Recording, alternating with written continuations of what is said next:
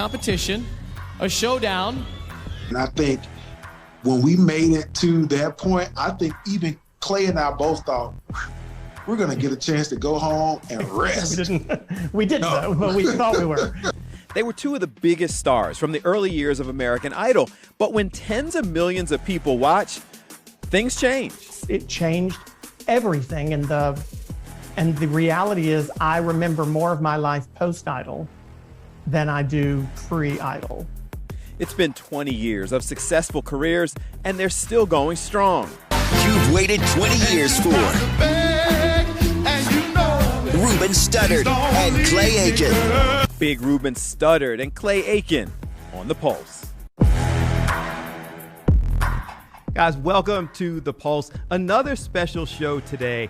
It's not often that I come in, well, that's a lie. It is often that I come in and I'm kind of fanboying folks that we have on the show. But I actually came into the studio today singing because I'm that kind of excited about the two guests we have on The Pulse today from season 2 of American Idol and so much more, because that's been 20 years. We've got Clay Aiken, we've got Ruben Studdard on The Pulse. How are you, gentlemen? Doing well. I'm great. How are you, sir? It's been 20 years since that season. And so you guys coming back together to do a tour. But has it been 20 years of friends? Have you guys always been this cool since then? Absolutely. We met during the audition process. And I honestly, I think that everybody that ended up being a part of like the top 20, we all kind of like moved ourselves into kind of like a crew, and we ended up being the ones that made it the furthest. So but it has been 20 years, and it's, since 2002, we've all kept up because, before we made it to the top 12, they gave all of us these special telephones. And so that's how we were all able to keep up with one another, because we were the first people to have the AT&T text messaging phones. That's how long they were fancy. They were fancy too 20 years ago, weren't they, Ruben? They had a tiny little color screen about this big and MIDI ringtones. We were running around downloading the fun, cool songs. But we all traded phone numbers, and he's right. We stuck there. I mean, I hated Ruben for about the first 5 years after he won. But after that, I was fine. So that is interesting, though, because you guys cool, kind of bonded, 20 years continuing to do things, but it came down to you two. So even back then, were you cool through that, even as you competed? Because people aren't privy to the immense amount of work that we have to do to make it that far, like the amount of hours that are put in. And I think when we made it to that point, I think even Clay and I both thought, we're going to get a chance to go home and rest. We didn't though, but we thought we were. I mean, we both were, I think, a little bit ready for it to be over by the end, because we were kind of worn out. We were excited. We had both been told we were going to get a record deal out of the show. That was even before they announced the winner. And we lived in a house together. We were the only season that lived in a house together. So they really did kind of build it into this very collegial atmosphere. They didn't want drama backstage. It wasn't that type of show, still isn't that type of show. And also, I think the fact that Ruben and I are so different is a good thing. We bonded because we have a lot in common, but we also have enough different, Ruben is the best at what he does, and I think I'm pretty good at what I do, but they aren't necessarily the same. And I don't think either one of us, by the end of that show, really believed that the winner meant one or the other was going to be better than the other. We just, we had enjoyed and both gotten to be on TV in front of a 40 million person audience, and everything at that point was going to be gravy. And regardless of what happened next for either one of us, we knew that we had a brother, and we loved each other, and we were going to support each other throughout. It was just season 2. So some of this was still, it was kind of new. Like, you didn't know you didn't know everything that came with all of that and all of the fame and the competition. But you also didn't know that you could not win and still have a huge career. When we were on the show, the winner and the runner-up definitely had ample amount of opportunity to be just as exposed as the person that won the show. Like we understood the dynamic, so that's why I think that when we got to the end, we was like, woo, all right, well, I'm okay either way. Even though I'm glad I beat him, we were really okay either way. I think as humans, maybe we need to do this. I don't know. But psychologically, we feel like we must gauge an individual's success by comparing them to someone. Obviously, Kelly Clarkson is incredibly successful with her talk show and all the stuff that she's done, the hits she's made. But let's not kid. Justin Guarini has done incredibly well for himself. The fact that Justin Guarini doesn't have his own talk show like Kelly doesn't mean he hasn't been successful. I mean, a lot of it comes from the fact that each of them were on the show for the same number of episodes. Ruben and I had the opportunity for 16 weeks to come into America's houses twice a week on this TV show and kind of grow up in front of people. We've seen that same type of thing with subsequent seasons. It's the exposure that the show gives that has allowed Ruben and I to still be here 20 years later. 40 million people watching a show 16 weeks of the year was this incredible opportunity to have people kind of get to know us. And I think that that's what's been the biggest blessing, is that people sometimes it's frustrating, right? Because they think they know us. So they sit down at dinner with us. But it's also, the fact that they do has allowed us to keep doing this and to be able to celebrate a 20th anniversary that a lot of people don't ever get the blessing to be able to do. 40 million people. That's still a staggering number of people who watched through that. See, I think it was 100 and some odd million people voted while you guys, or votes while you guys were there. How much did that change your life? It definitely took some adjusting, because as we said earlier, when we were on the show, we were very sheltered. Like, they didn't allow us the opportunity to go out and really see the impact the show was having in a grand scale. Even after I won the show, I still hadn't talked to Steve Harvey. Like, people would be like, man, call Steve Harvey. Well, that was a thing in LA where Steve Harvey would do a call out, and whoever saw the celebrity, they would tell that person, like, call Steve Harvey. Well, these people actually had Steve Harvey's number. I didn't. I had no idea what radio station to call. And my first time interviewing him, I was like, man, for the last 5 months, everybody I see in LA has been telling me to call Steve Harvey. When you win American Idol, you get a trophy, you get a record deal, and you get a call from Steve Harvey. I didn't win, so I didn't get to call him.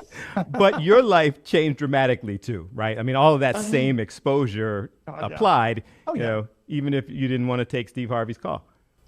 I mean, listen, it changed both of our lives immediately. And I'm sure Ruben has over the years kind of thought about this too, that most people who come into the spotlight, so to speak, do it somewhat gradually. They put out their first album, they really work and hustle to try to sell it, and hopefully the second album sells more and grows their career. Ruben and I went from being completely nobody in February of 2003 to being, on May 22nd of 2003, arguably the biggest names in American media at that time.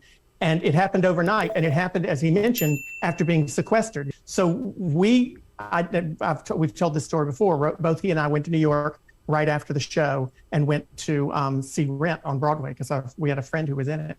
And we walked into the theater, and they actually had to stop the show to move us because people around us were more interested in trying to get pictures with us or talk to us than they were in watching the show. So they moved us to the balcony and put us in a box so they could put the show back on. It was crazy.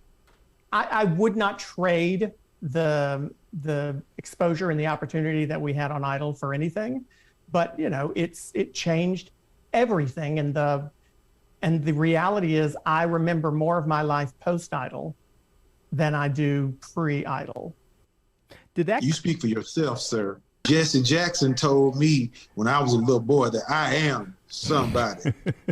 I have always been somebody, Clay. Talk about we wasn't nobody. Jesse Jackson told me in '83 when I was in kindergarten that I am somebody. Yeah, that part. I haven't been on Idol, and I'm somebody too. Well, listen, I ain't gonna lie to you. I was nobody. Jesse wasn't talking to me. Coming up next, the success came in an instant, but it's clearly lasted. So few people have the luxury of being able to go back out and do another tour 20 years after their first one. Some find it in the lover's eyes. That's a dramatic change. Like, to everybody kind of know you overnight. Does that create an odd, I don't want to say pressure, like when that many people know you and you're going in places and they're stopping shows because of it, does that create a situation where the rest of your career is judged on kind of an unfair standard? When I was younger, the peaks and valleys were much more, they felt different, right? Because you go from having like a #1 record to maybe a top 10 record. And, you know, and people let you know, like, what's going on? Like, what I learned from what I call OGs, the people that I got an opportunity to work with later on, is that it's about longevity. The things that Clay and I are doing now are about expanding the breadth and the width of our careers. Careers were built on great foundations, and we can build those as long as we want to. And they're not always going to be at the highest heights. Like most people will never in their career get an opportunity to be in the amount of living rooms and households that Clay and I have had the opportunity to be in because of the television show. And if we're always chasing that, we won't be able to look at the blessing that's right in front of us. And the blessing that's right in front of us is that we are celebrating a 20th year anniversary. People are buying tickets. The show is going to be amazing. And we are looking forward to seeing all those people that want to relive that nostalgia. It takes a minute to get there, right? I mean, it takes, I'll admit, it took quite a few years to realize everything that Ruben just said is true. It was far more difficult in my 20s and maybe my early 30s when, exactly the same as he said. Your next album doesn't go multi-platinum. I mean, I finally in my 30s realized, wait a second, the very first thing we ever did was viewed by 40 million people. The very first single we put out or album we put out went #1 and broke certain records. In the first year of our career, the first time either one of us stepped on a tour stage, remember, Ruben? We came up on stage in St. Paul, Minnesota, on the Idol tour, and there were 30,000 people in the arena. Wow. We ain't gonna sell 30,000 people on this tour, you know? It's just not the same. But Ruben's spot on right. There are so many reasons to be thankful for that and not long for it again, simply because, like I said before, so few people have the luxury of being able to go back out and do another tour 20 years after their first one. It may end up being the longest tour I've ever done. How is that possible 20 years later? I mean, it is a blessing. Coming up, how did two guys, competitors with such different backgrounds, become lifelong friends? We're different, but we also have a lot of things in common. I mean, you're right. We're both from the South. We both have great mamas who taught us what's important. And we both love our hometown. Let me die in your arms. Let me lay down beside you. How do you think that you two touring together after 20 years have kind of maintained this camaraderie? Clay, you started off saying you guys are so different, and yet over 20 years you're coming together, doing this tour, maintaining the friendship. Why? We're different, but we also have a lot of things in common. I mean, you're right. We're both from the South. So we both have great mamas who taught us what's important. And we both love our hometown. I keep coming back to that every single time, Ruben. It's the silliest, craziest thing, but we both bonded over our competition from over our home states and how much he loves Alabama and how much I know North Carolina is better. And we just really bonded over that for some reason. When I look over all of the friendships that I've had for a very long time, most of them are like extremely similar. Like we argue about the same things. You guys sound like brothers. Like you could see like the bonding going back and forth. The friendship just seems really real. That's why I think it'll be a very cool chance to see that coming together again on stage. We've talked a lot about it. Tell us about the tour. And you're all over the place, and there's a national audience watching this too. But Philly, April 28th, you're coming here. What are we going to see? So we are definitely going to be doing some of the things that we did on American Idol, which was really cool, that we got an opportunity to look back at all those videos, there were a lot of videos. We watched a lot of footage and picked out the best songs that we thought each one did from those in particular weeks. We're going to do some of our stuff, my stuff from my album, his stuff from his albums. We did not admittedly know exactly what this show was going to be until we got together. Ruben and I got together. I went down to Birmingham and we sat with our music director, John, and we just talked and reminisced about the show, about our experience in 2003. The show came together in this really organic and sort of magical way where it's a reminiscing of 2003 between Ruben and I, and tying the music into that. So people are going to come, they're going to have the fun that Ruben talked about, but they're also going to get to hear the stories that we have probably some of them never told about what it was like to choose this song. We'll talk about why I wouldn't sing a James Ingram song on Idol, even though I really wanted to. The whole show and the set lists and everything kind of really came out of Ruben's and my nostalgia for that time. You've done Broadway, you've done TV, you ran for office. Like, I mean, you guys have been doing a lot in the 20 years since Idol. So people will want to come back and see like 20 years ago music, but also 10 years ago and 5 years ago and Broadway and all of that, right? There's a whole bunch that goes in between those 20 years. Oh, absolutely. But I can guarantee you no politics. We've both had very long and, well, not very long, but long careers. And we've done a lot of different things, and, hopefully we can bring that experience to the stage in a way that is entertaining and fun for everyone. Next up, Clay gave politics a shot, but he got over that quickly. This message was sponsored by the Democrats for Clayton Aiken. No, it's not. We won't be doing that again. Ruben can be governor of Alabama.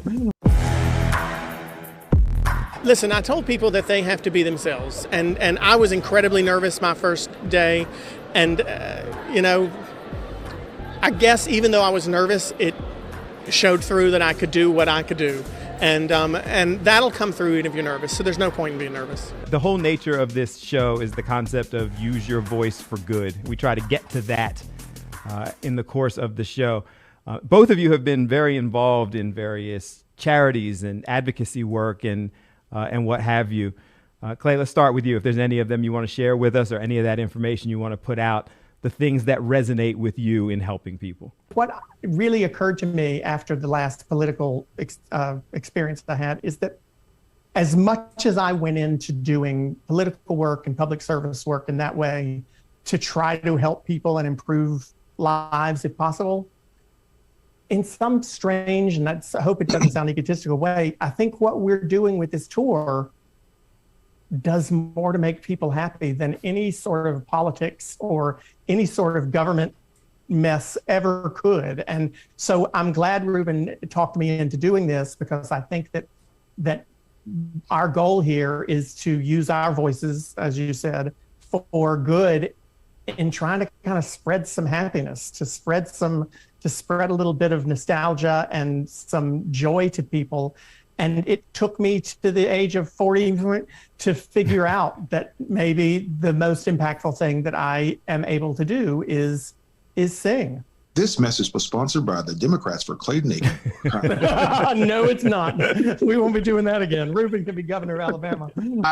I am thankful that American Got Idol gave me the platform to be able to start my foundation, to give young people that grew up like me an opportunity to further their education in music. When I was in high school, I really wanted to go to Morehouse. And unfortunately, the scholarship that I got, it just didn't meet the needs that I had financially.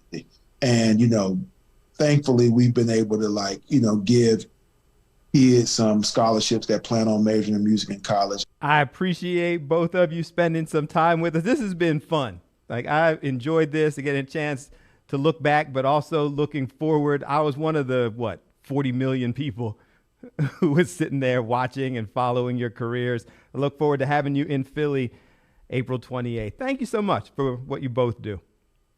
Thank you. Set them chicken cheese steaks out, homie. I got you. Don't even worry about it.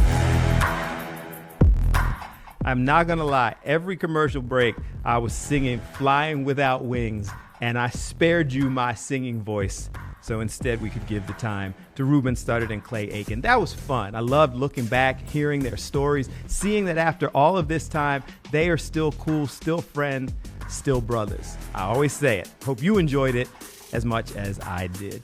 Thank you so much for watching, and I leave you as I always do, reminding you whenever you can, please use your voice for good and have a good one.